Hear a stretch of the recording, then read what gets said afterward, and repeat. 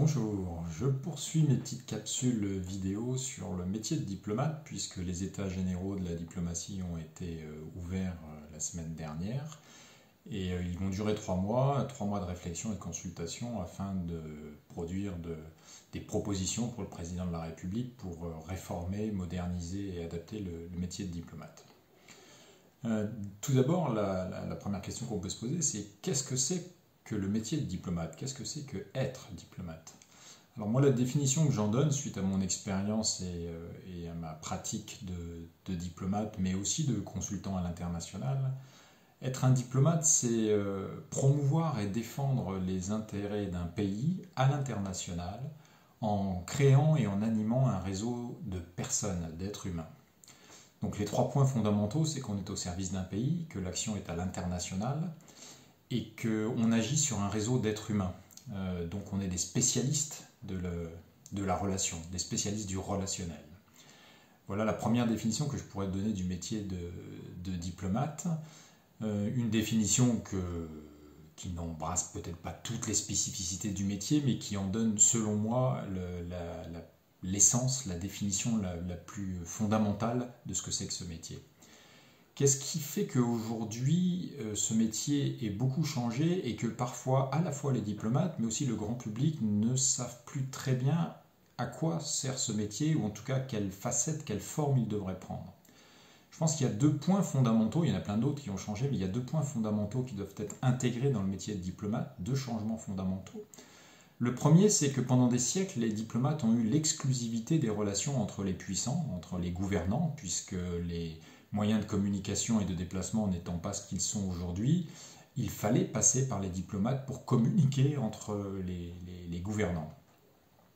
Donc tout cela a bien changé car grâce aux moyens de déplacement et de communication, désormais les gouvernants communiquent directement entre eux et créent des relations personnelles entre eux.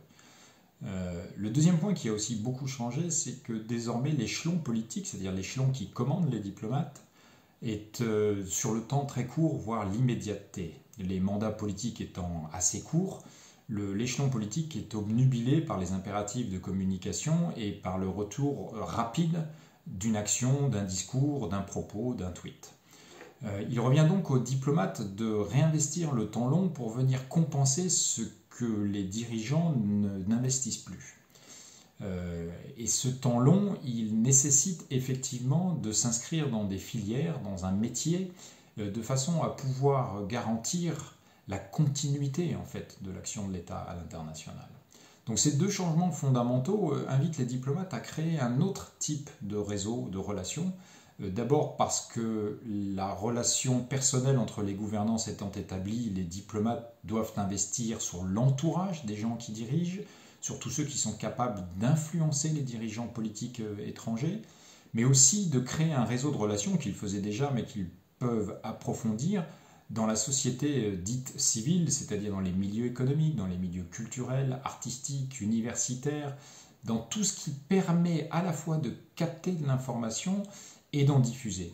Alors créer un tel réseau de relations, ça ne s'improvise pas, ça nécessite du temps, c'est pour ça que je dis que le diplomate a besoin de se remettre dans le temps long, parce que vous avez besoin d'avoir un fil rouge de votre carrière, de votre thématique, pour pouvoir rencontrer des gens et qui, au fil des ans, se créent des relations personnelles qui permettent d'exercer son métier de diplomate. Moi, à titre personnel, j'ai investi dans un réseau en Afrique et il m'a fallu plus de 10 ans pour le constituer. Et c'est au bout de 10 ans que les personnes que j'avais commencé à connaître et avec lesquelles j'ai forgé une relation ont accédé à des postes de pouvoir, et c'est à partir d'une dizaine ou d'une quinzaine d'années que j'ai pu enfin vraiment avoir un impact sur les relations.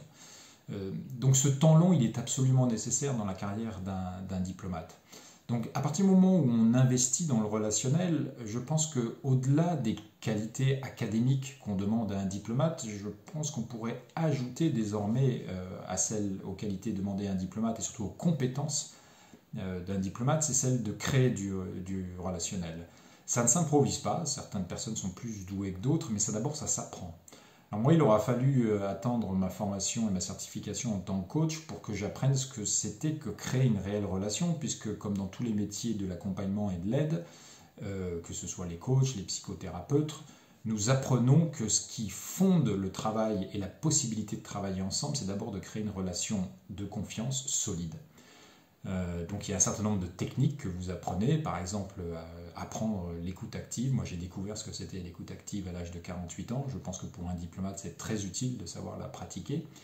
Et donc il serait utile pour les diplomates que lors de une fois qu'ils sont entrés au ministère des Affaires étrangères, c'est qu'ils puissent acquérir un certain nombre de compétences liées au relationnel. La capacité de créer de la relation, d'entretenir un réseau. Une nouvelle fois, certaines personnes ont plus de facilité que d'autres à le faire, mais de toute façon, ce sont des compétences qu'il convient d'acquérir. Et je pense que ça contribuerait aussi à moderniser le métier de diplomate, c'est-à-dire de vraiment devenir un spécialiste de la capacité à créer du réseau entre les êtres humains, avec aussi, je pense, des compétences dans le domaine de la psychologie, parce que lorsqu'on interagit avec des êtres humains, on a besoin de comprendre aussi comment la psychologie, la psyché fonctionne. C'est ce qui permet aussi de rendre la communication plus performante, plus efficace. Enfin, un dernier point sur lequel je voudrais insister, c'est que parfois le biais du jugement moral nous fait perdre de vue ce que c'est que le métier de diplomate. Un diplomate, il doit objectiver, en tout cas c'est le point de vue que j'en ai, la relation. Regarder le monde à travers le prisme du bien et du mal, c'est souvent l'apanage de l'échelon politique et c'est sa légitimité. Mais le diplomate, c'est le spécialiste du lien, de la relation.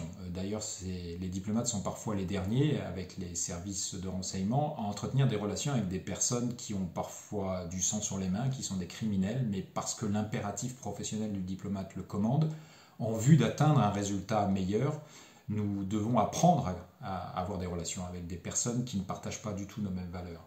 Mais si nous les jugeons sous l'angle moral, nous ne permettons pas la relation. Nous pouvons tout à fait objectiver la relation, c'est-à-dire ne pas perdre de vue que nous pouvons avoir des valeurs qui sont différentes, voire incompatibles, ça c'est objectiver la relation, mais pour la permettre, il faut se garder de tout jugement moral.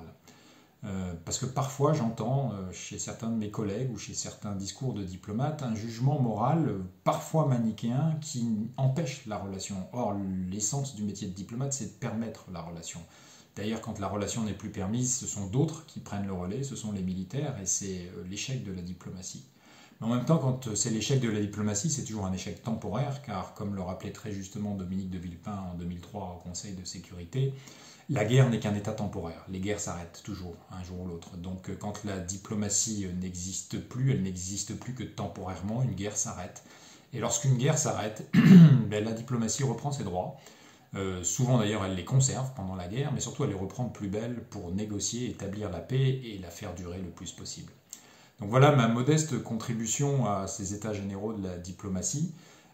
J'espère qu'il y en aura d'autres qui permettront de compléter ce point de vue, mais surtout qui permettront à l'issue de ces 3 mois de faire grandir le métier de diplomate, de le faire mieux comprendre à la fois des décideurs politiques, mais aussi de l'opinion publique, d'accentuer, d'améliorer la professionnalisation de ce métier, car plus que jamais nous en avons besoin, plus que jamais nous avons besoin de garder, de conserver des liens pour réduire les conflictualités, pour permettre aux gens de se parler, pour permettre aux gens de se comprendre.